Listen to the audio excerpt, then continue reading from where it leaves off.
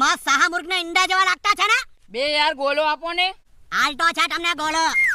મસ્ત ગોળો ખાજો ગોળો.